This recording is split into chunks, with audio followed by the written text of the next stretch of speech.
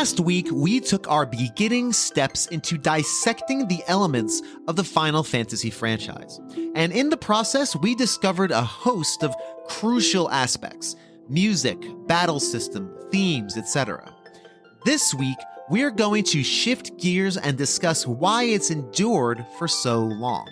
And within that framework, share some personal stories of connection, the surprising community found in a mostly single-player game, and why we keep coming back to this well of JRPG classics time and time again.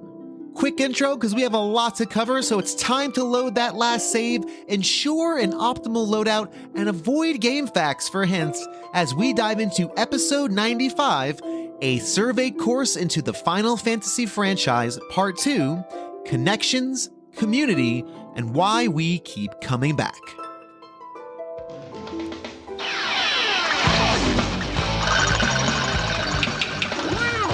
Okay, Dad, I just want to finish this game. Okay, Dad, I'm coming.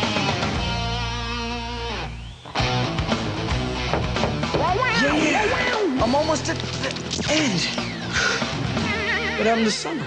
Final Fantasy. Yeah, Game Boy. It ain't over till it's over. Chill out, Dad. Now, if you're new to this show or first discovered it through the Final Fantasy series, firstly, welcome. Thanks for coming by and thanks for giving the show a shot. And secondly, you may not quite know the whole aim of A Gamer Looks at 40. And the goal of this podcast is to not only highlight why things work, but shed light on who they're working for, meaning personal connections. People have close relationships to movies and music and different art forms. For some reason, those connections to video games are just never discussed. And that is a big part of what I do here on A Gamer Looks at 40 and what I'll be doing here for this entire Final Fantasy series.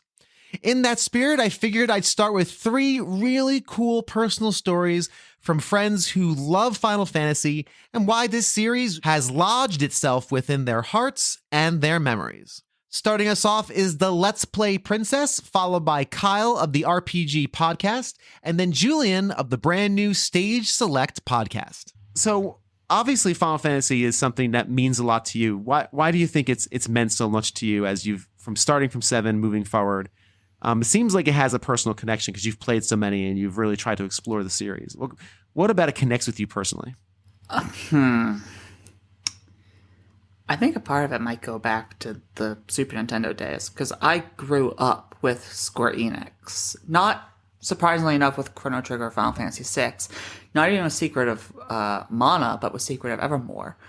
And once I started seeing games like Illusion of Gaia at Blockbuster, like we talked about, it definitely became this thing where I realized I liked these RPGs, these bigger, grander stories. Now, of course, I still love the little short games as well. I love all games. But right, of course. Once I got Final Fantasy VII and saw this almost perfect blend of sci-fi and magic, and I say almost perfect because I think 6 gets it down to a T. I just wanted more. Maybe it's because of, again, the characters or the music. Maybe it's because of the different little things that happen in the game. It's not just sticking to one thing, even within its own game. You have Chocobo Racing. You have the Gold Saucer, which is one of my favorite places in 14. I can't not go to the Gold Saucer every time I log into 14. The motorcycle, the snowboarding. There's just something. The fact that they are willing to try all these different things and somehow they all stick is so commendable. There's a very high level of craft, I think. I think that might be one of the through lines of Final Fantasy. There's always a degree of polish. Earlier this year, well, maybe actually last year, but earlier this year, I played Phantasy Star 4 for the first time because I never had a Genesis as a kid. I was never a Sega guy. I always had, Nintendo stuff. And I never played a Genesis RPG, and Final Phantasy Star 4 is widely regarded as one of the best. How was it? It's good. it's no Final Fantasy. And that's kind of what I think I had to shed myself of was Final Fantasy Star 4 is really good. I think the story's cool. I think the artwork in Fantasy Star 4 is fantastic. And for patrons out there, there's going to be an episode about Fantasy Star 4 with the one and only Greg Seward in upcoming rolling credits. If you're a patron, just saying. And of course you are, Phoebe. So you'll be able to hear all about it. But I sat down playing it, and my first impression was, oh, this is cool, but it's not Final Fantasy because it's missing that extra level of polish. It's missing a bit of that craft. You know, in Final Fantasy, I know the cure spell is cure. In Fantasy Star, it's res or something, or you can only use like 6-letter character names. All sorts of like little polish things that Final Fantasy had already figured out are not there in the game. I like it a lot. I think it was a really fun game. It's hard, but it's good. But something about there's a craft to Final Fantasy that for some reason no other RPG series, in my estimation, and I don't have a limited experience, has ever matched. Yeah, I agree with that, even to the point that Final Fantasy, except for 15, I'm sorry, is polished in all the different little aspects that it tries to do, where some games fail to even be polished and they're only one thing. That's an interesting point, because you did mention in Final Fantasy VII especially, which seems again was your first touch point, everything they try to do works for the most part. Like really, I mean, everything. I mean, even people complain about the old style graphics and the cinematics maybe don't hold up because it's that awkward PS1 era. But I think still from an art design perspective, that stuff's gorgeous. I still think the materia system is one of my favorite battle systems. I think it's great. The amount of customization's unreal. Final Fantasy, like you said, usually nails what they try to do for the most part. Yeah. I don't know what to maybe add to that. Maybe except for 15. I haven't played 15, so I don't know if I'll ever get around to it. It's by a company called Illuminations, and they made their own engine for it. Then they made Forspoken, which has also gotten reviews. And now they're completely dissolved back into Square Enix. Wow, they got reabsorbed into the monster. Yep. That's really funny. That's really good. They will be thrown into the NFT mines. Oh, no. Please, not the NFT mines. No. That sounds like the worst place to be.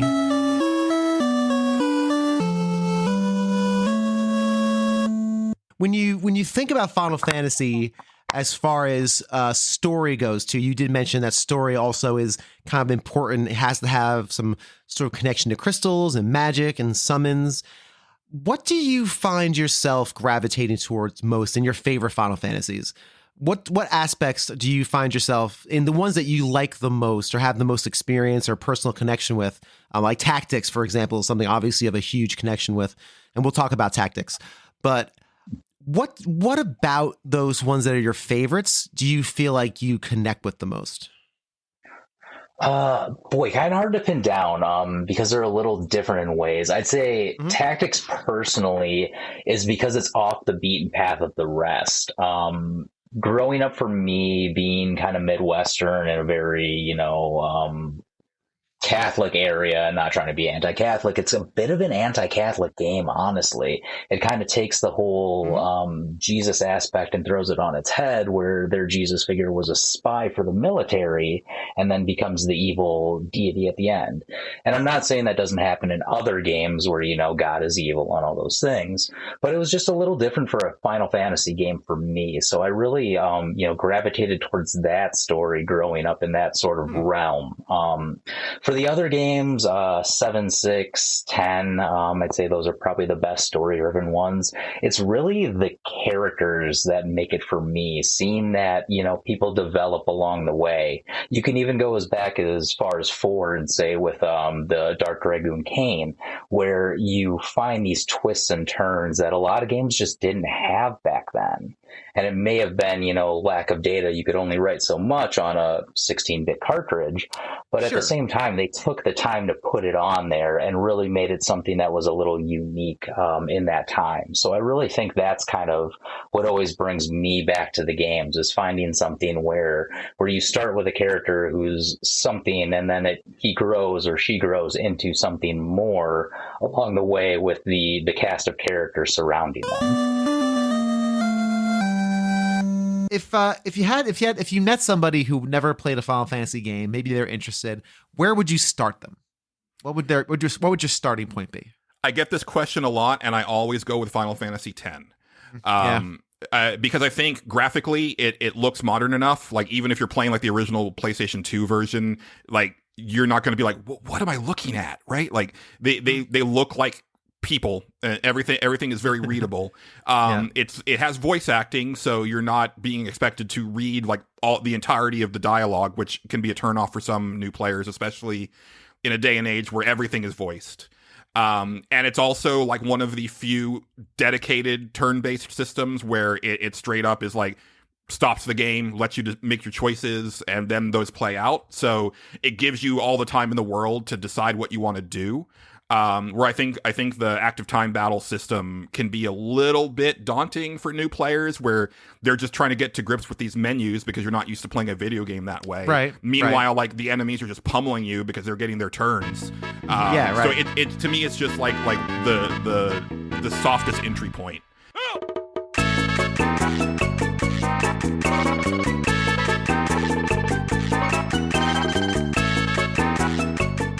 Individual games can become classics. Characters can become memorable. And stories can live on through the years and through the generations. But for an entire franchise to survive the length and breadth of video game history from 1989 to current day, it's gotta be doing something special. Which raised the question, why has Final Fantasy as a series endured for so long? Starting us off on our conversation about legacy is gaming journalist and author Aiden Moher, followed by comedian Nate McClellan, and then Kyle returns to talk a bit more about enduring qualities. And so I do think like the sort of overall like aesthetics of Final Fantasy are really strong, right? There are things that you come to expect from Final Fantasy, whether it has a sci-fi setting, whether it has a fantasy-based setting. You expect to have like, certain enemies. You expect to have certain spells. You expect to have certain like, combat archetypes that sort of define character motivations. And I think that, I think that somebody like Clive in Final Fantasy 16, you can trace him all the way back to Cecil in Final Fantasy 4, right? They were both Dark Knights with like, they were inherently good people with a lot of trauma that they had to work through that defined them, right? Like, I think that that's something that is really important. The way that like Final Fantasy embraces its tropes, I guess, is where I'm going with this. The way that it takes its tropes and its expectations and like leans into that as a strength rather than like a crutch. I think that's a really important part of the Final Fantasy experience. And then how it can subvert that kind of stuff. Like Final Fantasy 12 subverts a lot of the tropes that it, that we generally have. The like spunky young thief, like, Zidane was sort of the main character in 9, right? We have the kind of spunky, anime-esque hero.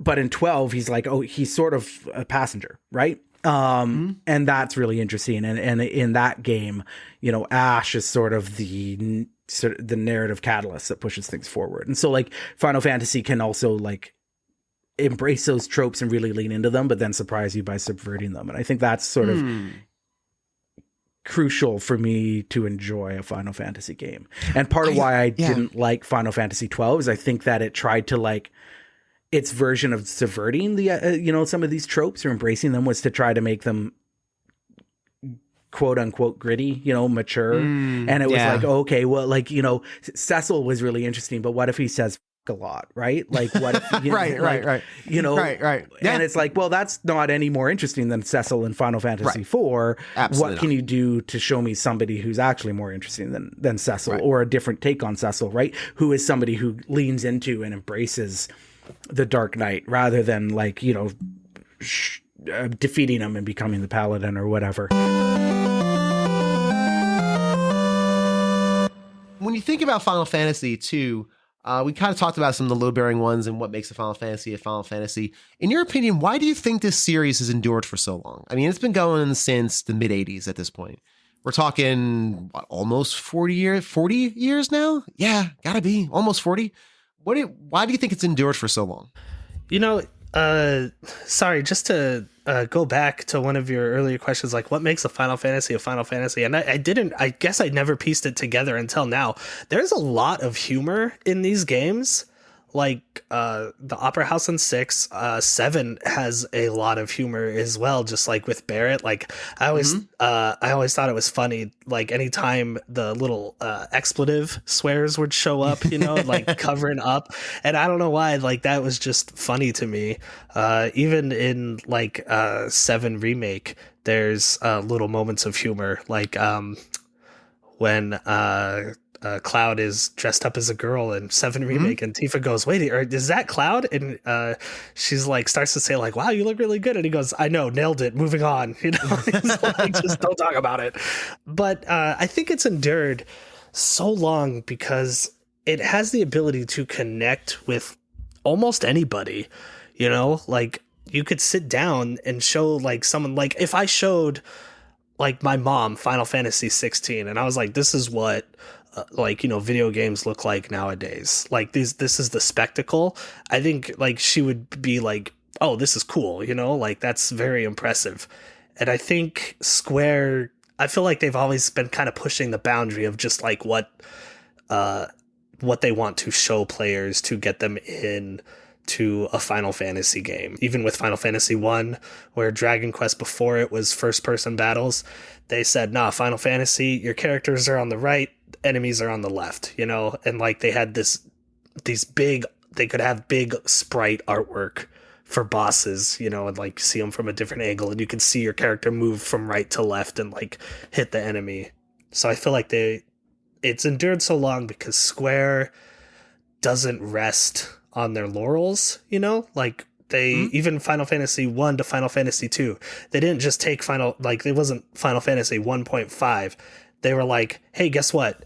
Now you can only level up by using your abilities. So you want to get strength up, you attack. You want to like raise your magic, you're going to use magic attacks. You want to raise your health, get hit in battle," you know? They're just not content with sitting and being like, "Hey, that one worked really well," you know, like let's just do that again. Like, and then Final Fantasy 3, they're like, "Here's the job system," like, which is something in like, you know, kind of introduced in 1, but then they just blew it out in 3. And then in 4, they said, "Nah, dude, all the jobs are now character specific, and that is like that character's motivation," you know? So they just don't like take it for granted, I guess, and go, "Okay, now you guys like that one, so here's, you know, the same game." You said something. Experiment.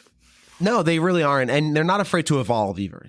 They're not afraid to move on and try new things, whether it works or doesn't. Final Fantasy 2 is a perfect example of that idea. Hey, let's try this out. Now, I don't think it's very successful. I think 2 is a better game than people. 2 is a better game than people let on or people believe. I think. Yeah. There's some really good ideas, right? Credit. Yeah. It's still not great, but it's definitely and there's definitely frustration and tedium in it. But boy, do they go for it with the story. I mean, there's people dying left and right. You have real drama. It's a real intense sort of situation, and it's great. And you said a word I thought that was very interesting, was spectacle, and that is a great way of describing a Final Fantasy game. Is the idea of spectacle, of this grand scale, of this huge adventure, of this top of the mark visual sound, or top of the mark visual design, top of the mark graphics. You know, for a while when a Final Fantasy game came out, that was the high watermark for graphics. Like that was the best that system could do at that time. And still to a certain extent is still pushing those boundaries. I think I like the way you said a spectacle. That is a big part of, I think, what makes Final Fantasy.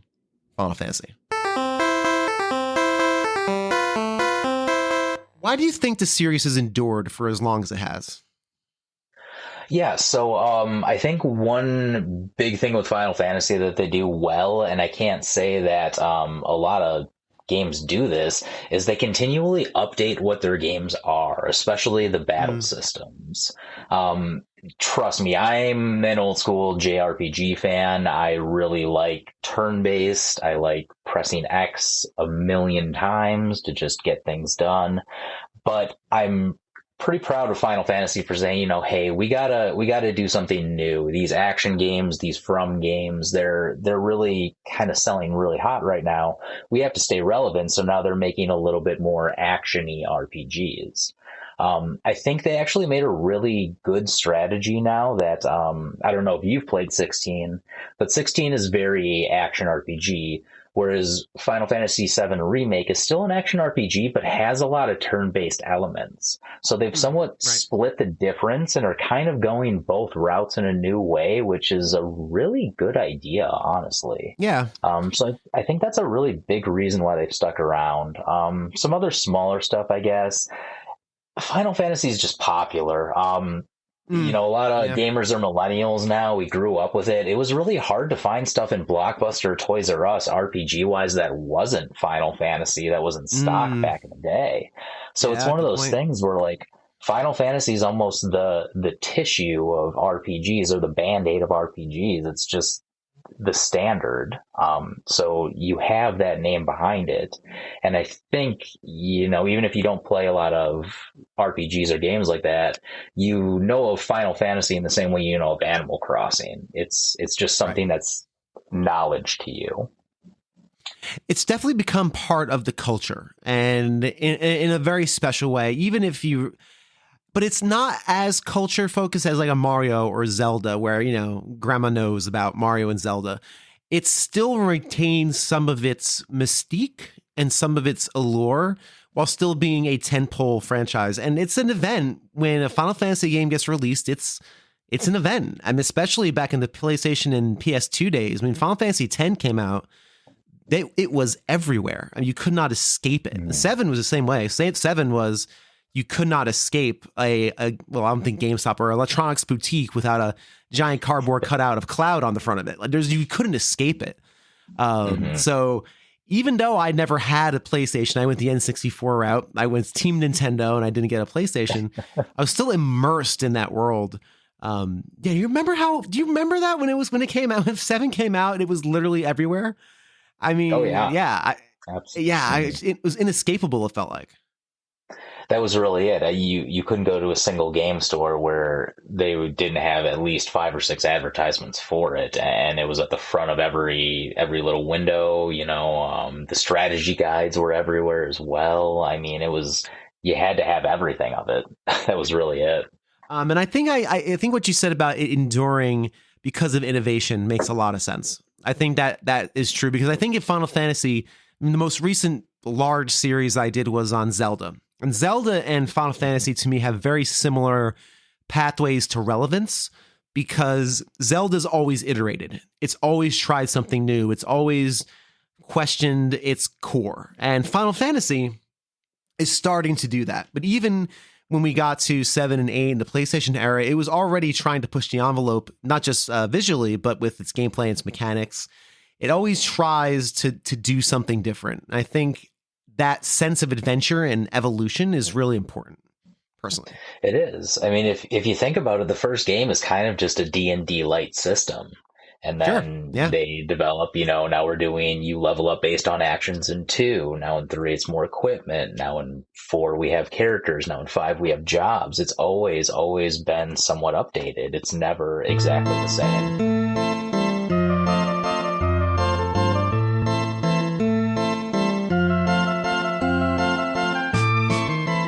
Not to be outdone by his contemporaries, the Professor Noctis himself returns to the podcast to talk about Final Fantasy's legacy, evolution, and how those two sides of the coin create one enduring series. That's a kind of loaded question. It is, and we've kind of like we've touched on some of the elements of why through this conversation, but I was maybe just Yeah, my answer is loaded as well, because certainly I can say the stories and the human stories and all of that kind of stuff.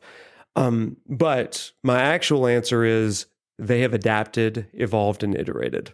That is a dicey answer because there are a lot of people that don't like some of the evolutions that Final Fantasy has taken. For example, moving chiefly into full action combat with 16. A lot of people did not like that. And yet, there are newcomers to the franchise that say, this is the Final Fantasy that I love. This is the one that I hope continues for the rest of time. And you're getting people making those memories of 16 that we made of 4, of 6, and 7, you know?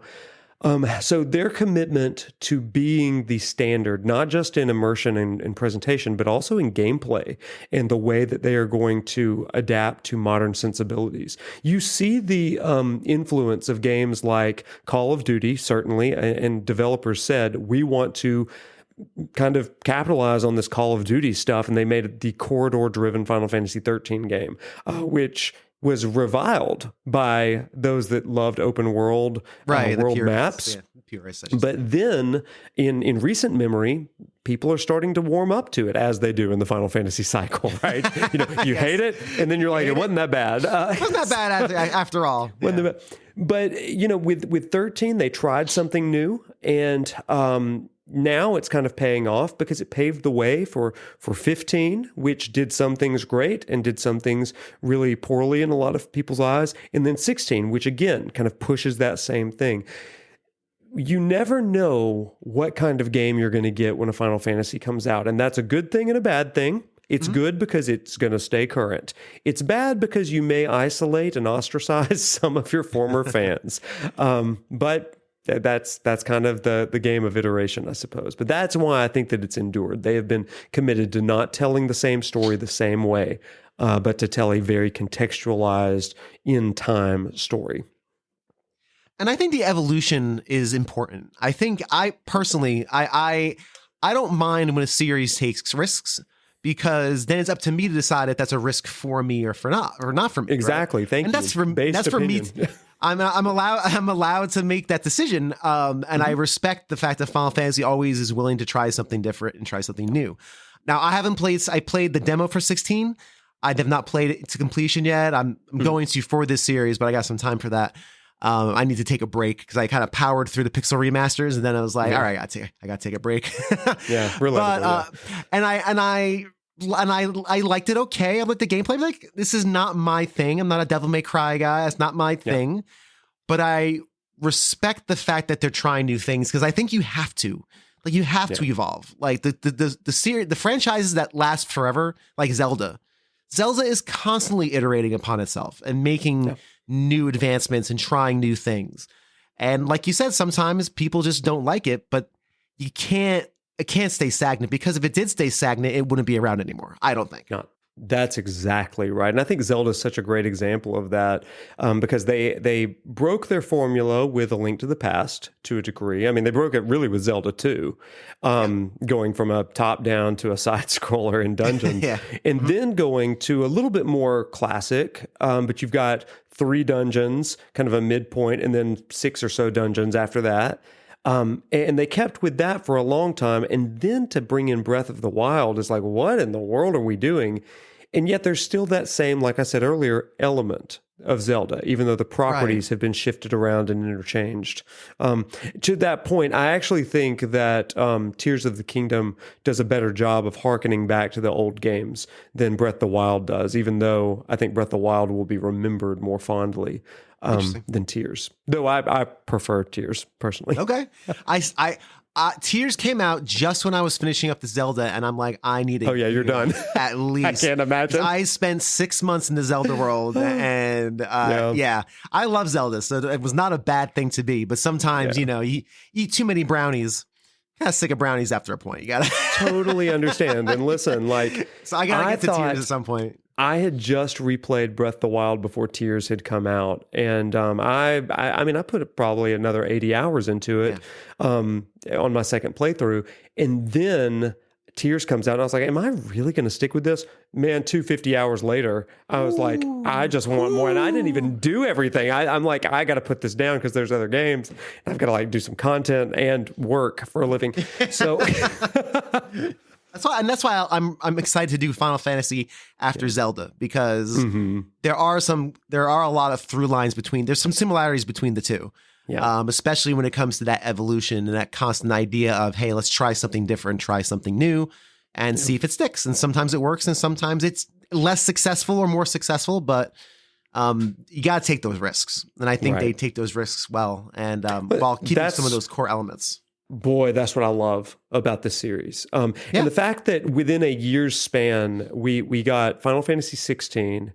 And then in less than a month from this recording, or less than 2 months from this recording, we're getting Final Fantasy VII Rebirth, which is Remake Part 2. And it is drastically different, like fundamentally different than 16. It's going to be open world, continuous world exploration and traversal. You're going to have those goofy elements that were from Final Fantasy 1 through 9 of like talking animals and the mystical things. None of that was in 16, but for them both to be Final Fantasy, it's like this is a variety gamer's dream come true franchise, because it's like whatever I want, I've got it. Like you have some form or function of it, yes. In 16 plus entries, I can find a game for me. Totally.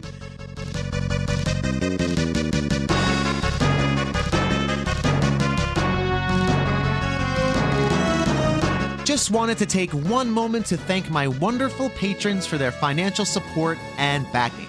Starting with Greg Seward of the Player One podcast and Generation 16 series of videos, the Let's Play Princess, Tim Knowles, Seth Sergel of the All In podcast, Terry Kinnair, Games with Coffee, BT Goebbels, Julian of Stage Select, and finally the one and only fabulous Pete Harney. If you would like to join these wonderful human beings in supporting the show financially, mosey on down to patreon.com/agamerlooks40. Check out the tiers, and if anything strikes your fancy, sign up today. Thank you so much for your consideration, and let's get back to the episode.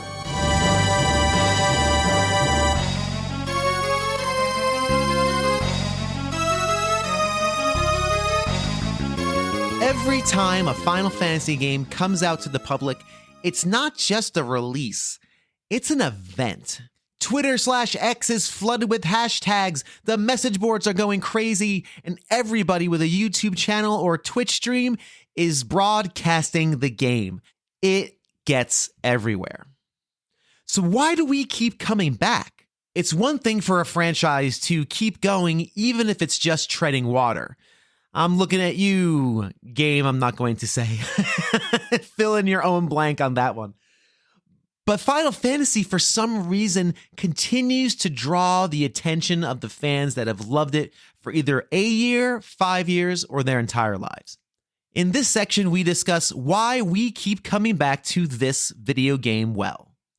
The Let's Play Princess starts us off, followed by author and showrunner of the YouTube channel Distorted Illuminations, Mike, and brand new friend of the show, Carson Clark.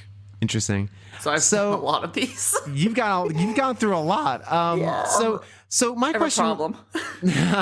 Well, here's the question then. So what brings you back every single time? Like, what about Final Fantasy always brings you back, regardless of system or what it is? You went backwards in time, obviously played the older ones. Like, why do you keep getting drawn back into that world? It's the stories, the characters, the music. It's a little bit of everything. Those games are just so finely tuned for the most part. There are some flops in there, like 2 is but even then, the music in 2 is fantastic. Sure, yeah. Each game has something in it that will draw you in, be it the characters and their interactions, the overarching story, the themes, the music. There's something for everybody, I think. I agree with that. what do you think makes, what part of, again, Final Fantasy's tough because it's not like Zelda, where Zelda has a lot of through lines, right? Obviously every Final Fantasy game is different with some linking elements in there. There's usually a Cid, there's usually a Chocobo, those kind of things. There's usually an airship. Right. Yeah, right. What do you think defines Final Fantasy as, let's go start with mechanically. Like, what do you think links those two things or makes a Final Fantasy game different than any other RPG series out there? I think one of the defining parts of a Final Fantasy game, and it might connect to how the series first got its name, is ambition. No game is exactly the same as the other one. Even direct sequels like 13 to 13-2 to Lightning Returns are fundamentally, even if the battle system is slightly off, overall things are completely different. From 1 to 2, it became this huge overarching overworld timeline traversal thing, and then Lightning Returns was completely threw everything out the window and said, like leveling up, no, do quests, and those give you stats. They're always trying something different.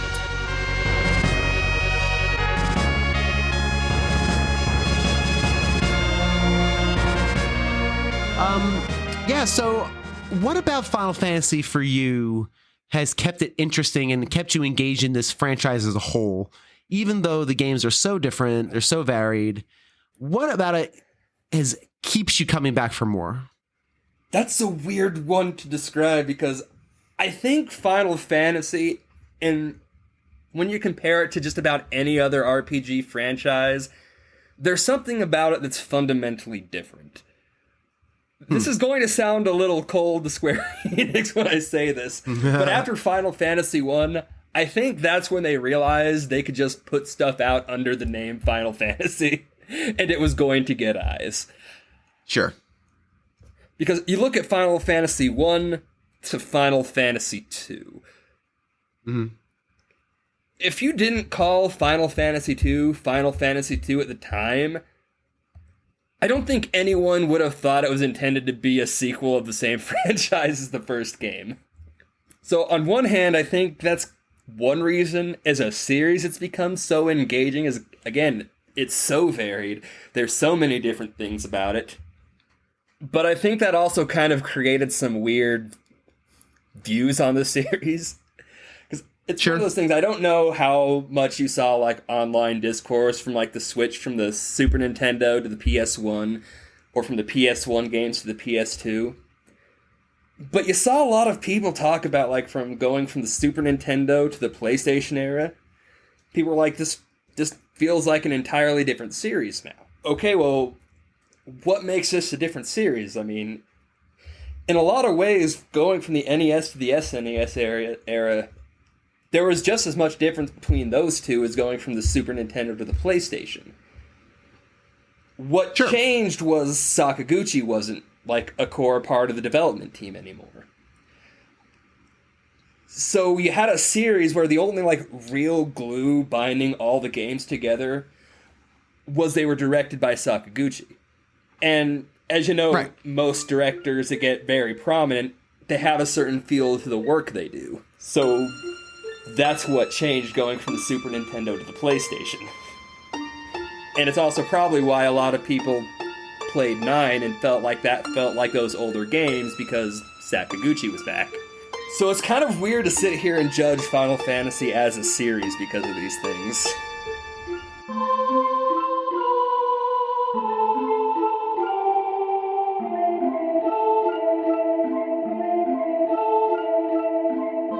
So when you think about Final Fantasy as a whole, and we were talking before on Discord that you've played most of the mainline Final Fantasies at this point, why do you think this series has endured over the years? Why do you think it's still just as relevant now as it was when Final Fantasy 4 or 6 came out? In my opinion, I think it's the characters. It's the story, it's the characters, it's the music, it's the writing, it's something that speaks to some people in a certain time, and every Final Fantasy is somebody's first Final Fantasy, and their story, their look, their style is probably ingrained in people what Final Fantasy is. Yeah, I think that makes a lot of sense. And I think what you're kind of hinting on here is it's very personal because of those stories and those characters. I think that's kind of where we're landing on that is it's got a personal thing, and everybody has that favorite and the one they connected to. Yeah, I connected to I think either 7 or 8, maybe in some ways. Maybe some in 6 or 3. Yeah. With the music and some of the characters like Cloud. Mm-hmm. Yeah, that's in Final Fantasy 7 or to be honest, Squall in 8. Sure. Because it was so introverted like I was back in the day. Interesting.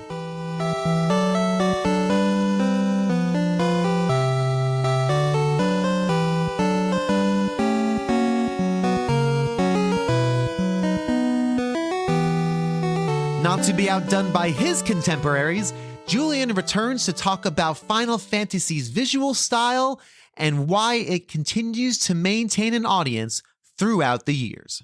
As far as visuals go, of the Final Fantasy games you've played, and you've played all the mainline ones, which one do you think has the best, or I would say the most interesting visual style to you? The most interesting like art design? Which one appeals to you the most when you think back to all those games from just that visual standpoint? Or we can even go a little further and say which one impressed you the most at the time? Which one felt like that big sea change?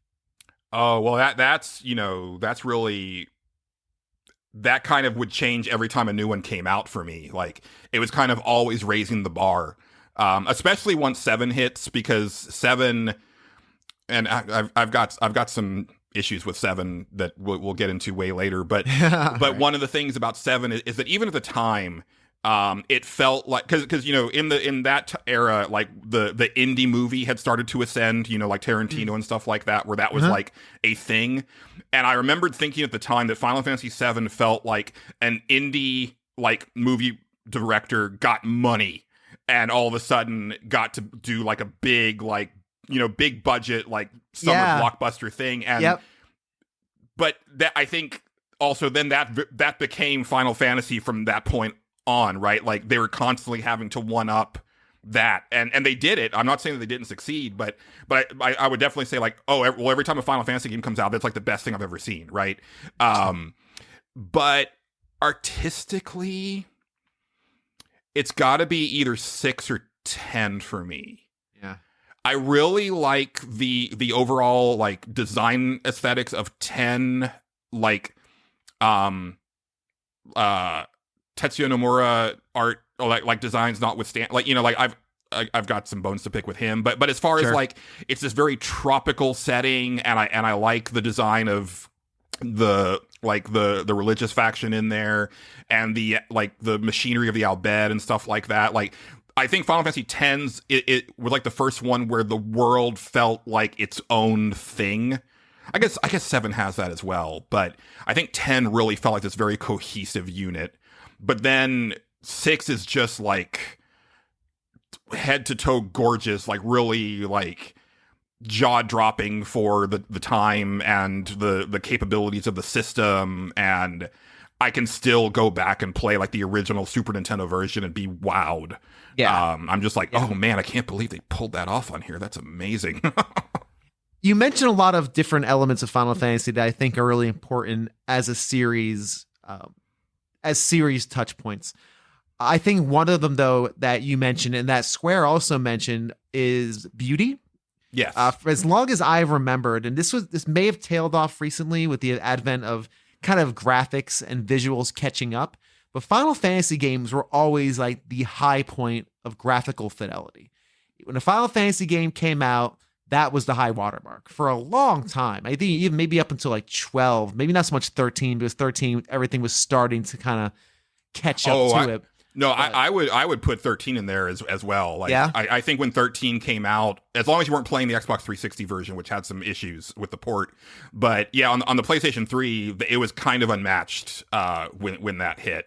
And if you play it on backwards compatibility on the Xbox now, because they've done like some Xbox like series upgrades to it, it still looks phenomenal.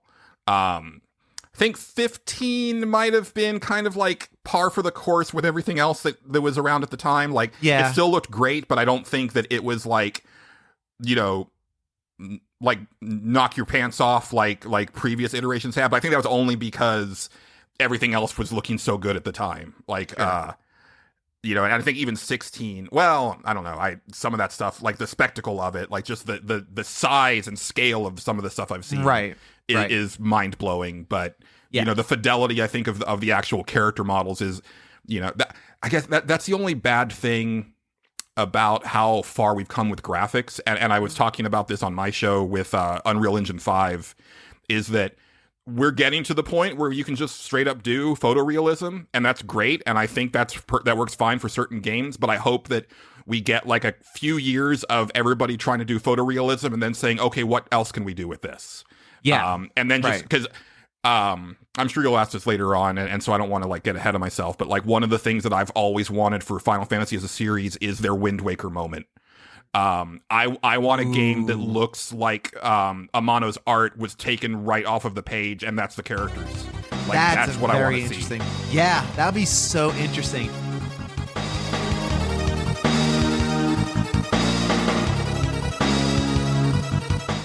Do you enjoy video games? Of course you do. You're listening to this show. But what about comics, movies, and dang near anything else you can watch, read, or listen to? If that is the case, then be sure to check out my sister show, Games My Mom Found. My brother from another mother, Mike Alberton, and a rotating cast of fellow ne'er-do-wells deep dive into the world of nerdy pop culture with humor, insight, and generally good-natured shenanigans. Mike releases at least 2 episodes a week and has been doing so for over 5 years without a single break. Podcasting Iron Man or borderline crazy person? Perhaps they're one and the same. Be sure to check out Games My Mom Found wherever you listen to your favorite podcast.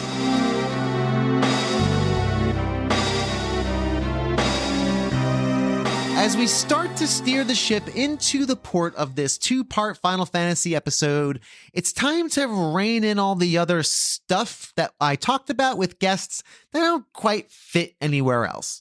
Think of this as an omnibus or goulash or something along those lines.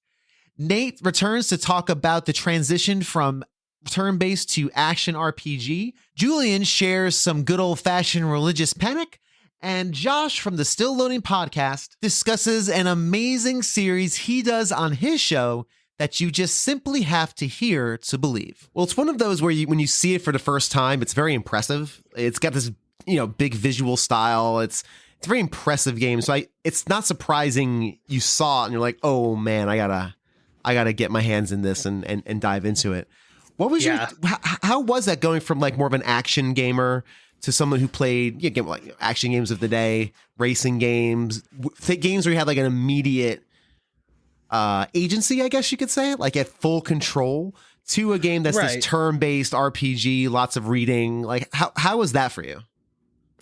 It was very weird. Like the sensation of just like I would hit X and like choose attack. But then, like, Cloud wouldn't just immediately go over there and attack. So my brain was like, that's so weird, Like, why does it do that? But then, like, I was pretty swept up by the story. Like, so, I don't know. By the time you go to, like, the second reactor, I was like, I don't care. Like, I just want to see where this goes. And, like, I thought Cloud was the coolest MFer. Like in the world. I was like, this guy's got spiky blonde hair. Like, he wears pants. I wear pants. So like giant sword. Yep. Yeah. Giant sword. I don't got one of those, but I swung a stick in the backyard the other day. So pretty much the same person. Essentially, right? How old were you? How old were you during this time? Oh, that's like 9 Okay. or 10. Okay, Yeah. so that's like a really good time to get into Final Fantasy 7. That sounds like a really good, like a good time to get into it. That's because again, like all the elements of it, it's just it just sounds like it's a good sweet spot, I would think, to get into it. And plus, actually, probably a little on the young side because you still have to read a lot of the text. And I mean, you're reading at that point by the time you're 9, but there's a lot of reading involved. And some of the themes are probably a little more adult, but yeah, I can see you really getting into it as a 9-year-old. Yeah. I mean, I still think Sephiroth is like the coolest looking dude. You know? Like his design is just so enticing, you know, where you're like, I want to know more about this guy. Yeah, so like even though I loved to read too, so I was reading like books and stuff. Cool. And like my favorite series is Zelda. So I wasn't like too far. Yeah, it wasn't too far of a stretch to just be like, oh, now I have to read. You know, it was more just like I don't have agency, I guess. Like I was more frustrated by like the enemy can hit me and I can't do anything about that, you know? Where it's like in Zelda, if you take a hit, it's like, oh, I was standing too close, you know? Interesting. That's a really interesting point because in the Final Fantasy series, you can't avoid damage. You can avoid damage in an action game, in a Zelda game, but you can't avoid it. I could see that being really frustrating for someone who's never experienced an RPG. Wait, you mean I have to take damage? You mean I have to just sit here and let this imp take one piece of damage away from me, 1 hit point away, and I can't do anything? Yeah, I could totally see that being really frustrating. Wow. And then the concept of just like, because back then I was just a dumb kid. I just wanted to be at full health all the time, you know? Oh, yeah. So like after every battle, I was like going to a shop and just buying potions and just like healing up. I love that. Yeah. Never using magic because I was like, I don't want my MP. What if I need to like save it, you know? Yes. Which I guess that's a common thing from like talking to other people about games is like, very common. You don't use magic either. You know, like, okay, I wasn't just some weirdo who was like, I don't want the bar to go down. Up until like 3 years ago, I was still the person where I don't want to use my 18 mega elixirs because I may need one. I may need all 18 for my boss. And very recently, I'm teaching myself to use the tools, like use the toys that the developer has developed. Like use them. They're fun. They're there for a reason. It's okay. You'll probably have more than enough for whatever challenge you're going to face. And so I totally get that feeling of like, oh my gosh, I can't. See, I still like I'll let loose if I know it's the final battle. Yeah. But like I'm very hesitant to like I will eat a death instead of use my 1 Phoenix down. You know, like I'll just be like, I'll party wipe. You know, like I can do that fight better. I'm sure there's something I could have done better. Yeah, that's kind of usually the vibe.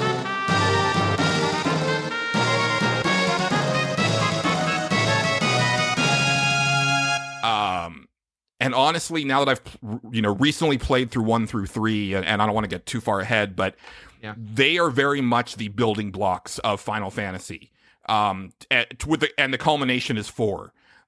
It's kind of cool to see that 1 is like it's the bones, right? It's the classes, it's the turn-based combat, it's the music.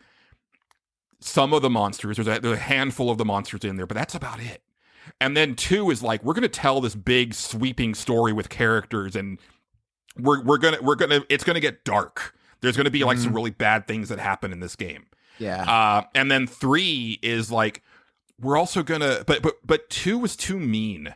So we're going to ease you into this. We're going to teach you how to play this game. We're going to show you what you can do in here so that you can enjoy everything that we have here. And I think that really, you mix those 3 together and then you get Final Fantasy IV. And from that point on, I think the series has its identity. Yeah, I think you're right. I think this as a building block, as like a foundational work, is very successful. And I think that's where it kind of lives. I think it's really worthwhile for people to play if they want to see that foundation. Never got to play D&D again. See, very strict religious household. Oh, okay. Is that one of the big reasons? Did that ever cause an issue because of, again, role-playing games? I mean, obviously Nintendo was really steering clear of anything religious or was there ever an issue like, hey, what are you playing over there? Yeah. Not for me personally. Okay. But my cousin David and I, who were Jehovah's Witnesses, were visiting our cousins Danny and Tommy, who were Catholic. And we had rented Final Fantasy II. Actually, I think, that's what it was. They came over to David's house because they had the Genesis. David had the Super Nintendo. And so we were like, check this out. This is Final Fantasy II. Because, we were like, this isn't Kid Chameleon, right? Like, because we were very console warriors. Sure. And my Aunt Susie, Danny and Tommy's mother, walked in right as we were fighting Rubicant, who... If you've ever seen Rubicant in Final Fantasy IV, like if you wanted to create a character that looks like the devil, he sure does look like the devil, and he's using fire, and it's like, oh, why did they have to walk in there of all places? And so Final Fantasy got banned from both households for a long time. Wow. Now, I didn't have a console this time, so it didn't really matter for me. Sure. But yeah, oh no, they came in at the wrong time. Yeah. Wow. I mean, look, obviously, parents have their things and everyone has their stuff, but boy, oh boy, is that unfortunate because, again, and Nintendo purposely avoiding that stuff, just hopefully for that reason. We don't want to get involved in the religion thing. Yeah, we're wishing. We're not praying here. We don't pray in this house. No, we wish. We wish. We hope. Yeah, that's really funny. Oh, man. Did they lose the game? Was it like, okay, you just can't play this game anymore that you have? I want to say that, like, because it was a rental, but I want to say that, like, they weren't allowed to play it for the rest of that rental. Like, I think it got confiscated. Wow. That's nuts. That happened to me when I snuck a copy of 9 Inch Nails, The Downward Spiral into the house. And I was 15 or 16, though. Right. It wasn't a Final Fantasy game. My mom read the liner notes and the lyrics, and she went, "What?" And she took it away and told me if I ever bring it in the house again, it was over. I just kind of understandable. I barely got my copy of Pearl Jam's 10 on cassette into the house. Like I showed it to my mom at Target, and I was like, this is what I want to get. It was like my first, like, real album. And she like kind of looked at it, and she was like, okay, I guess. And that barely made it through. Made it through the parent filter. It's so funny.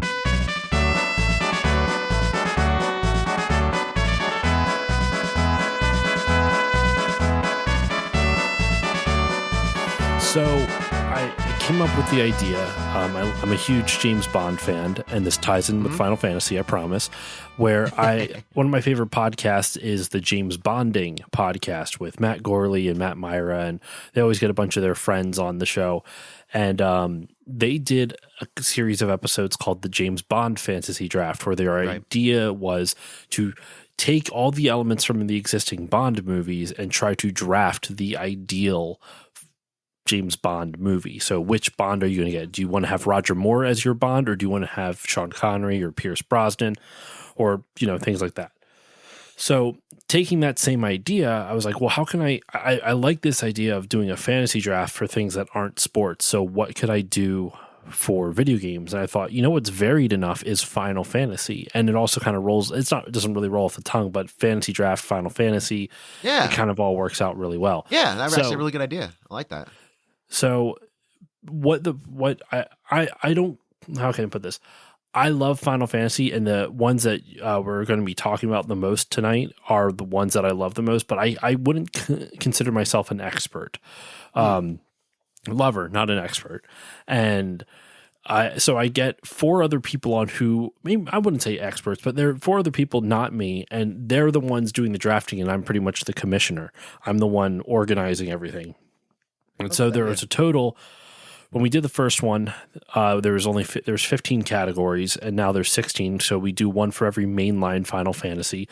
When Final Fantasy 17 comes out, I have no idea what I'm going to do for the 17th category. I feel like we're pretty much maxed out at 16, but we'll figure it out. Yeah, you got some years for that. So each category, kind of like if you're equating it to like fantasy sports, in football, if you're doing fantasy football, you draft your quarterback, you draft your running back, you draft your wide receivers, the positions on the field. Well, instead of positions, you have categories. And that kind of leads into like one of the questions you had on the outline here, like what are the load-bearing aspects of Final Fantasy? That's kind of what the draft inadvertently, I don't think it was not intentional, but it kind of inadvertently answered. So actually, I should probably bring up, because I have a whole Google Doc, so that way I don't have to remember all this stuff. Oh, go for it, man. This is perfect. I love it. Yeah.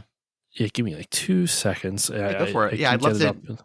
Totally. I'd love to dive into this piece of it, because I think with your idea, with that draft, you really are doing that. You're kind of breaking Final Fantasy down to these core components and really examining what makes it work. So I think this is awesome. I love this.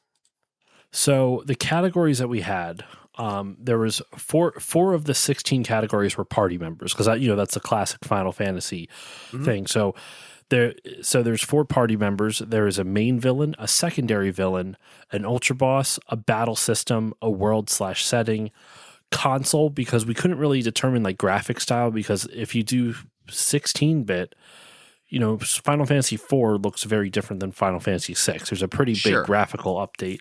And same with 7, 8, and 9. They're very different graphic styles. Right. So instead of kind of going through all that, it's just we go by system. What system do you want your Final Fantasy on? Then which soundtrack do you want? Which minigame do you want? Which plot twist do you want? Summon. Which Sid, because there's a Sid in every single Final Fantasy, so which Sid is in your Final Fantasy, and then which vehicle is the 16th category. There are some like rules and whatnot. So for example, the main and secondary villain, they draft from the same pool, meaning like if there is a total of, let's say in the entire series there's a total of 16 villains for the main villains, then the secondary villain also is from that pool. So meaning theoretically you could have Kuja backing up Sephiroth. Sephiroth could be the henchman to Kuja or something like that in your Final Fantasy. So there's stuff like that. And yeah, so if you and then for your main party members, we listed all the main playable characters from the mainline Final Fantasies, with the exception of Final Fantasy 11 and 14, really, because there's not really like those are MMOs, so it's not like there's defined characters per se, like there is in the mainline in the other mainline entries. But yeah, so that's kind of like the basic layout of it. The only other thing that we do is like plot twists. I might change that around, because we picked 8 different plot twists randomly, and I haven't changed them up. So when I do them this year, I might change up the plot twists and figure out some other stuff. But yeah, so that's kind of those are the categories that we use, and that's kind of inadvertently, like I said, it was not intentional, but if you think about it, like what are the things that make Final Fantasy, it's kind of those things.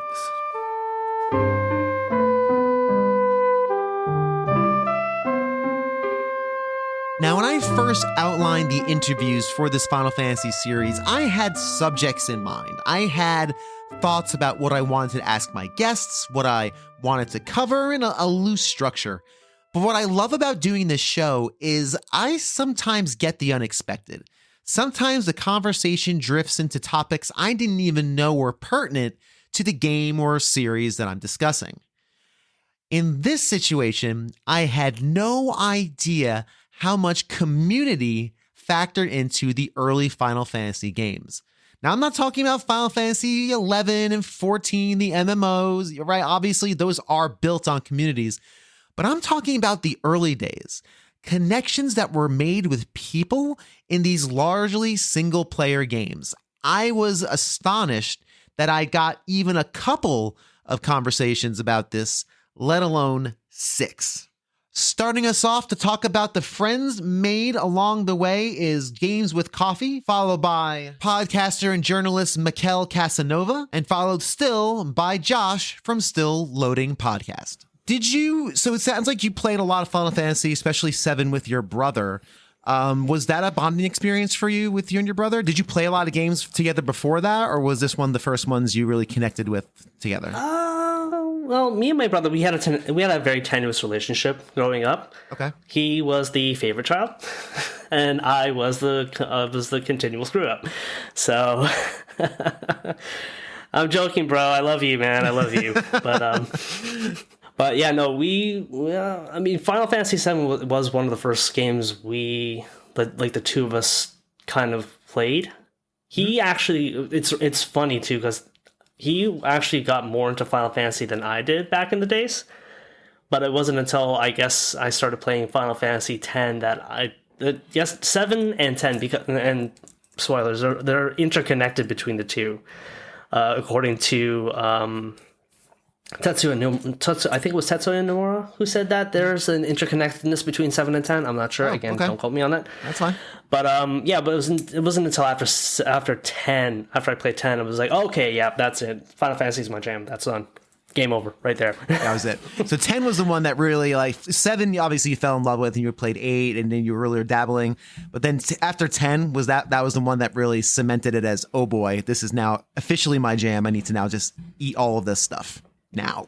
Basically, yes. Yeah. But going back to my brother and me, we like he and I, we would still like swap over and like play the other Final Fantasies. Like 8 we took turns with. 9 actually we got that as a Christmas present. Shane got that as a Christmas present. My brother Shane is his name, and he got it as a Christmas present. And I gave him first crack at it because it's his Christmas present. I'm not going to encroach on that, right? Absolutely, that's the rule. Like, you're exactly right. Yep. Yeah.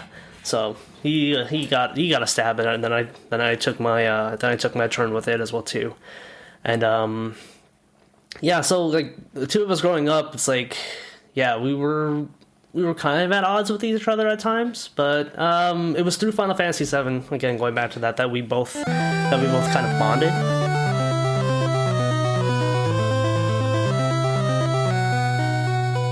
That's cool. So you really credit Final Fantasy IV with preparing you to. Were you going stateside or?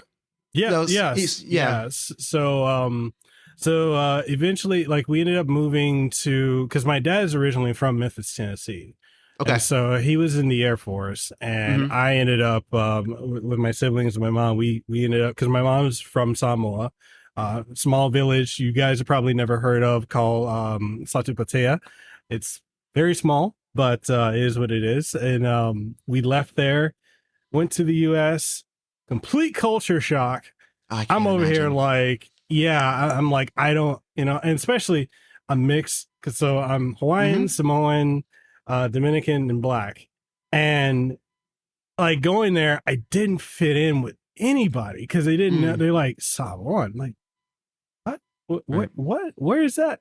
And so what I had to do is, like, eventually I found other kids that like games, and then that was my group right there. And it's so crazy. You look at how like nerd culture as a whole is so popular now, and it's just, you think about when we were growing up, and it's like, you kids got it easy these days. Yep. I'll tell a story on the show eventually, but for this series. But I had a friend, my friend Ramon, in second grade, and I played the first Final Fantasy 1. It was of its time. I played it, and I knew one other kid in the class who played Final Fantasy 1, and he was a popular kid, and I was not. Wow. But I was able to talk with the popular kid because I knew where to grind for ogres outside Crescent City. And I knew I had the power, Nintendo power. So I knew like all the stuff. So it was a bonding opportunity where there's no way I would have fit into that social strata if not for Final Fantasy. So I'm curious, did you have friends who were like into Final Fantasy as well? Like that were even. No. Okay. So they were all, okay. They were all like, everyone was either into the, the platformers, like, the Marios and the Sonics and such. Yeah. While they're playing that, I'm over here like, okay, you guys are talking about Sonic and Mario being great. Have you played Sparkster? Have you played any of that? I'm like, come on now. It wasn't until... It's interesting. It wasn't until, because I had a really interesting time, like, growing up. Like, I didn't really... I want to say by 4th grade, my mom pulled me out of school and started homeschooling me. So I didn't really have a bit of a social, any type of, friends, because everyone I was friends with, they ended up moving. So, fourth grade, homeschooled all the way up until graduated early. And then my mom wanted me to come out and be with the Hawaiian side of the family in Hawaii. So, which is why I came out here. And I've been out here ever since 2004. Okay. So, so being out here, and then when I went to Chaminade University, when I went there, that's when like I started meeting so many different people that were into gaming. And then my roommate at the time was like the top star jock of the basketball team. I'm talking about this dude was like 7'2". He looked like 50 Cent. He was jacked, scary as hell. And I'm just like, and I didn't hit my growth spurt. Like right now, I'm 6'2", right? Sure. So I'm 6'2" now. But when I started, I was like 16 or 17 in college. Sure. And sure. like I'm like, I want to say like 5'4". I'm the shortest in my family. I didn't get my growth spurt. I got my growth spurt super late. So I was terrified of him. And then one day I'm just sitting in the dorm room playing. I think I was playing what was I playing? I was playing Final Fantasy 12. And he came back from practice and sat next to me. And he's like, "Oh, so did you do that job board yet?" I was like, "Oh." He's like, "Oh yeah, man." So he's like, "So you want to get you want to get Vaughn in the party. You want to do this. You want to do that, and then we're gonna go here, and then you need to do this, this, and this." And I was like, "You play Final Fantasy?" He's like, "Bro, I'm a game." He's like, "Come to my room," because I never went into his room in the dorm. Oh, and dude man. had like a lot, like just shelves of like games from like, I want to say the NES era, because he had all his consoles with him. NES to like the 360 PS3 at the time. And he had a majority RPGs, fighting games, and action RPGs. Like, and he didn't really play sports games, which is crazy. That's funny. I'm telling you, you would never assume he was a gamer.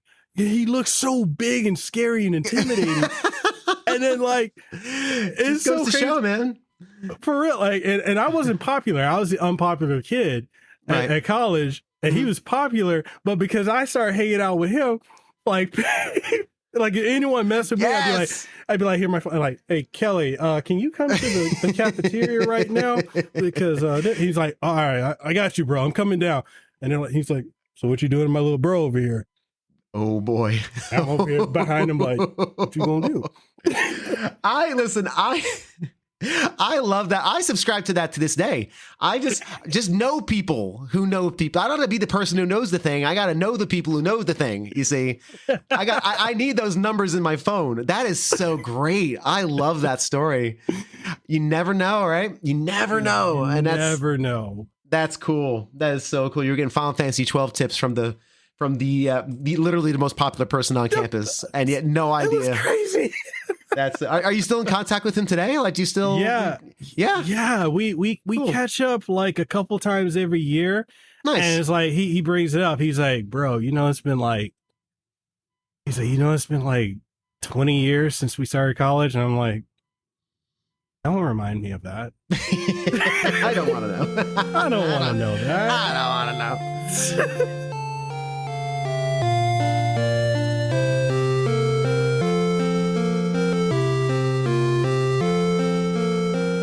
That's an awesome. Interesting, yeah, man, and that's an interesting piece of it, because as I'm having these conversations, when people think about Final Fantasy, especially when they're not thinking about 11 or 14, which are the MMOs, they always think of them as singular experiences, as they're solo experiences. They're not co-op games.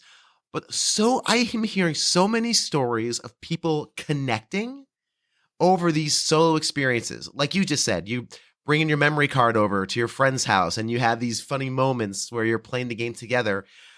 And this may be may not be an easy to answer question, and maybe there is no great answer. What about these games do you think creates that sense of community?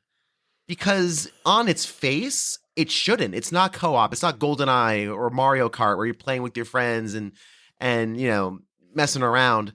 There are these solo experiences, but I am hearing so many stories of people having communal experiences in these solo games. So what do you, just as I toss that out, like, what do you think? So I don't know if I have a perfect answer for it, but I do at least have an answer. Okay. I'm actually going to reference a friend of mine. He wrote a book. His name is Aiden Moher. I did not intend to shout it out. So this is not like he doesn't pay me to plug his stuff. I just and Aiden's been on the show, so he's been on the show. But he wrote a book, Fight Magic Items, and in that book he talks. There's a whole chapter dedicated to him talking about playing JRPGs with friends, where they would literally all bring their tube TVs together in the same basement and play a JRPG that had just come out, and they would marathon it together. You know, they would stay up all night playing their solo games, but together. And I think, to answer your question, I think the reason stuff like that even happens is because these games take you to a different world other than your own, and it's always fantastical and interesting, and the characters are interesting and the worlds are interesting, both visually and also in terms of just the story that they try to tell.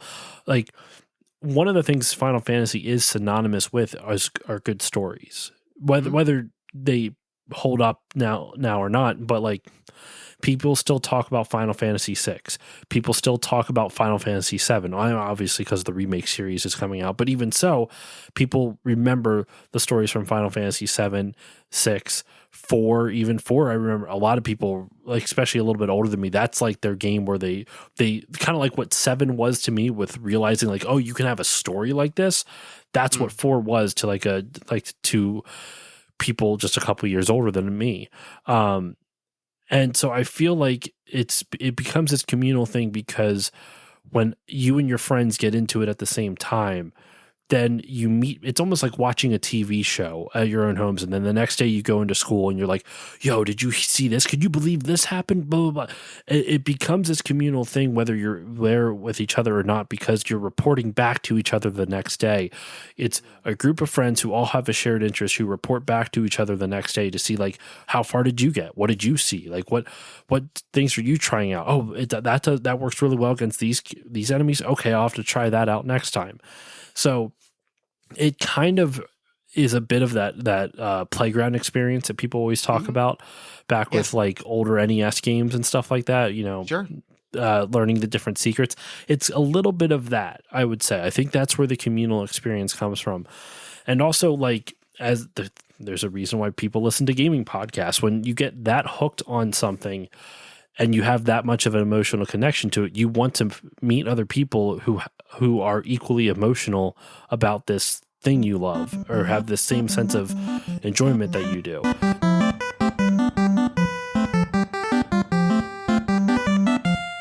And to close out this 2-part survey course in the Final Fantasy series, we have Kyle returning, followed by Aiden Moher.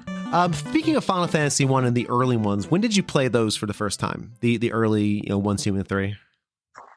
Yeah, so this is actually a story I can go back to 3 about, more for the view and, all that kind of stuff. So 3 is one of the really important games for me that came out. I got into that one, I believe I was 19 or 20 when I was in college.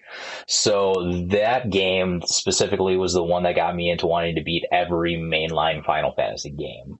And it was because I actually had a really good friend. It was actually a couple that I'm still very good friends with, and we would just spend a ton of time together. Me and the guy in the relationship, we were both in the same WoW raid groups. He was the healer, I was the tank. So nice. We just spent a lot of time together, played a lot of old games, all sorts of stuff. He was a really old school RPG guy. And at that time, we saw that Final Fantasy III was having a re-release for the DS. Like, hey, that's pretty cool. We should give that a try. Like, you like Final Fantasy, I like Final Fantasy. And he's like, dude, between the two of us, I think 12 was coming out pretty soon. We own all of them. Should we beat all of them before 12 comes out? And we tried. Boy, did we try. We didn't. But we tried. Unfortunately, the WoW took over a little bit there, but we ended up beating 1, 2, and 3 over the winter through the summer that year. And those are just some times, like, I just had a really good time doing that. I just remember sitting in this, tiny little college apartment across from the park that had a disc golf course on it. And we would just sit there and we'd be playing games, watching 6 Feet Under in the background and just kind of hanging out and, wasting time. But it was one of those things, you just find some good people to hang out with and some good things, and you have a goal in mind. And from then on, I just, for some reason, really wanted to beat a bunch of series of games with people. So after that, it's like, hey, let's beat all the Final Fantasies, which still just have to beat 4 and 12. And I think I'll be pretty much wrapped up there. But, Awesome. But yeah, I've done run throughs of all the Resident Evils, all the Grand Theft Autos, Suikoden's, Dynasty Warriors. I did all the Zelda games a couple of years back as well. Just one of those things, it's kind of fun giving yourself challenges for games. So I think 3 was really the game that made me realize that I like doing self challenges in video gaming more than I realized. And it kind of got me into doing different challenges for tactics, kind of looking into speed running, really breaking games apart, that sort of thing. That's really interesting that 3 was the one. And and I'm always careful to make sure I'm saying you're talking about Japanese 3, right? The one that Yes. re-released for DS. Okay, cool.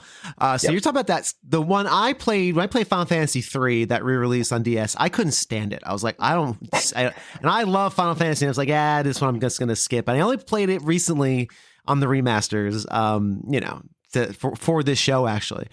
But I think I find that very interesting that that 3 was the one that kind of flipped the switch and said, hey, let's. Yeah, and it's funny because you're right. It's not a great game, but it was just the fact that I had people who were like, hey, you want to do this challenge together? And, Right. we got through it. And it's like, boy, that was almost as bad as 2. And 2's pretty bad, honestly. 2's rough. 2's rough. It really is. But yeah, we beat it, and it's just like, yeah, let's keep doing this. This is kind of fun. So it was more one of those things that it was just, hey, it's kind of cool to do this. It's kind of cool to have social aspects of gaming, even in single player games. And in a weird way, it kind of led me to, talking to more people about it. And I'd say, honestly, it was kind of probably what led me on the way to being on podcasts and talking to people about games like this.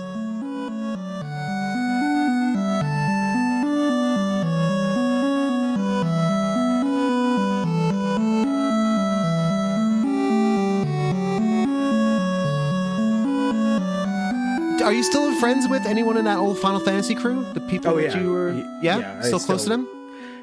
Chat with them every day. One of my best friend growing up, our kids are friends and stuff. Oh, it's so cool. Yeah. All the time. And now I'm talking to his kid about the games. His son was playing Super Mario RPG, the remake, recently. And so it's just really fascinating to me to be at this place in our life where the kids who grew up playing these games, are now adults with their own kids and seeing that sort of passed along to the next generation. All of my friends from that time, we still chat on Signal daily, and I see That's great. I see some of them, a few times a week. Yeah. So that's fantastic. And we still just talk about video games and Magic the Gathering and it's great. Stuff. That's same, great. Same That's stuff awesome. we were talking about in high school. Yeah. That's awesome, man. I love that you were able to build those connections and build those bridges, because a big thing that this show tries to do, and I'm not sure if you listened to it before or not, which is fine if you haven't, but that's a big part of this show, is that video games can create connections. Yeah. And people forget that. People think of this video games as this solitary thing. You sit by yourself. And there's so many cool stories like you've been sharing, just of people connecting and bonding and growing. And that's what this show tries to, when it's working on all cylinders, that's what this show tries to do. So I'm really into that whole vibe. Yeah. One of my friends, the one who I see pretty much, a couple times a week, he and I, one of our core memories, we were friends in kindergarten, then sort of got split up into different, grade groups throughout most elementary school. But then we were back in class together in grade 7, and that's when we really became good friends. And a big part of that was that we both had Link's Awakening on the Game Boy. And so we would just bring that to school, and we would arrange to meet at school an hour early. We grew up on a small island, so we were in a very small community. But we would meet at the school. Where did you grow up? On a small island off Vancouver Island. Yeah. Oh, Vancouver. Okay. So in Canada, in British Columbia, and so we would meet. I would walk, or my mom would drop me off, and I just remember sitting out on like the misty, cold schoolyard, like bundled up, but like side by side. Again, playing Link's Awakening, which is not a multiplayer game, right? Like, but we would just sort of like anyone who has kids will know about like side by side play, right? Or like what is it called? Couch co-op. Yeah, well, not like even couch co-op, but like kids will just sit and they'll like play in each other's vicinity, like together but not together. Yes. And so that's what we would do. Like we would sit there with our own Game Boys, our own copies of Link's Awakening, and play together. And one of us would be further or not, and cool. and that really kind of brought us together. And then that extended through like then later on in high school. Like I grew up playing games on a Commodore 1702 monitor, which was like, I love them, cool. But they're also quite portable. So I would like haul it and my PlayStation to my other friend's house, and we'd set up our TVs back to back, like my monitor and his TV back to back, and we'd sit there playing Lunar, Silver Star Story together, like our own copies, TVs back to back, so that we wouldn't spoil each other. But like, and we would just play, right? And like that kind of stuff was just like, it's just like the games were never solitary experiences for me. They were always something that was like a thing I was doing with my friends. And so from that point forward, it was just like, it really just crystallized within me and my friend group that this was what we were. We were RPG fans. We love these console RPGs. And I just like, since writing the book, I've run into a lot of people who are like, oh, I'm so jealous. Like nobody at my school liked video games, let alone like Final Fantasy. Like that's such a, great experience you had. And for me, I was like, oh, that's weird. Like video games were like normal. Like they like brought like various like grades together, and it was something that like I was able to bond with younger grades and older grades with. Like it brought us all together, and so they were always something that were like, even these single player games were very social for me. They were something that was like, a shared experience. And so I just kept going with that. And as I grew up, I loved books too. I went to university for web design, and as I was coming out of university, I was like, okay, I need to do something with this work. So I started a book blog, and I ran that for a number of years. It got quite popular. And that was really fun. And I sort of started dabbling in a little bit of games writing there. But eventually after my first kid was born, I realized I needed to not sink, hundreds of hours of my life into something that wasn't making me money. So So I was like, okay, like I've written about books for almost a decade. Like I feel like I've kind of explored that. I need something new. I was like, let's try games writing. I love games. And so my very first piece, like professional piece, was for Kotaku. And it was a look at pretty much what we're talking about, how a generation of science fiction and fantasy writers, readers like myself, were just as inspired by Hironobu Sakaguchi and Yuji Horii as they were by Ursula Le Guin and Tolkien. And that had a huge reception and was really well received. And I was like, oh, okay, I think I can do this. And I pitched more stories, and always sort of tying it into this personal experience, looking at, not just the games, but looking at people who make them, people who play them, and the communities who sort of grow around them. And that ended up just reaching a lot of people and leading to a lot of interesting stories that I've been able to chase down and write, and then culminating in this book that I wrote. And, the book is a direct result of some of these freelance pieces about Japanese RPGs that I pitched and sold to places like Kotaku and EGM over the years. And, it just really allowed me to recognize how the experiences we have can help you tell stories about, shared experiences. It helped me realize that all of these feelings that I had are not uniquely mine. There are millions of people out there who have those same experiences. And, mine might be with Final Fantasy VI and Chrono Trigger. Somebody else's might be with Final Fantasy X and Radiata Stories or something, right? Or Summer Ocean and Suikoden. Or it could be, Street Fighter 4 and Super Mario Kart. But the idea that games can be this great thing that brings people together has sort of just helped me crystallize and realize like where so much of the kind of joy and companionship in my life came from when I was younger, and being able to write about that and reach out to and meet other people who experience the same thing and write about them and help them tell their stories has become such a joy over the past 4 or 5 years.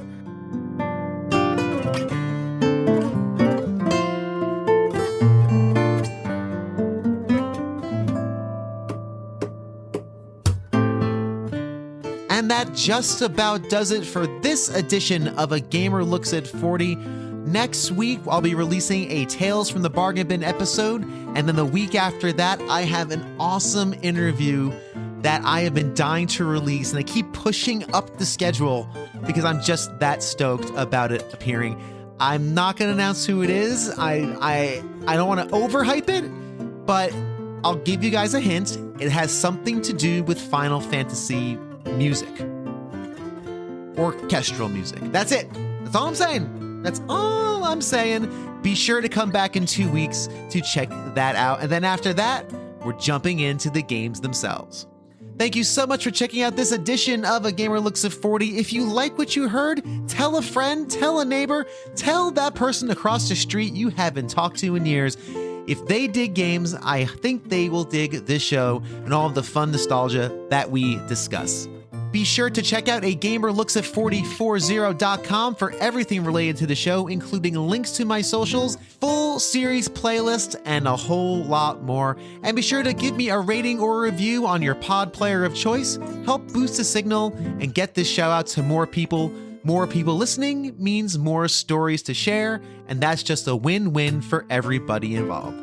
Thanks again for checking out the show, and until next time, be kind to yourselves and each other.